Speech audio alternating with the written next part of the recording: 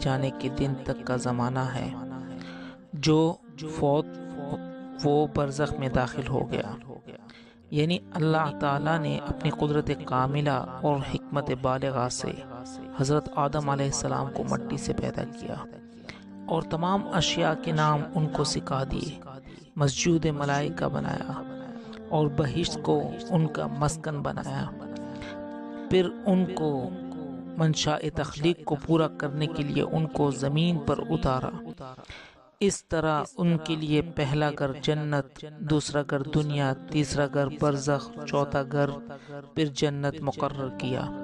اور اولاد حضرت آدم علیہ السلام کے لیے پہلا گھر ماں کا پیٹ، دوسرا گھر دنیا، تیسرا گھر برزخ، چوتھا گھر پھر جنت مقرر کیا۔ ہر گھر کے لیے مناسب احکام معین فرمائے۔ دنیا کو دار عمل اور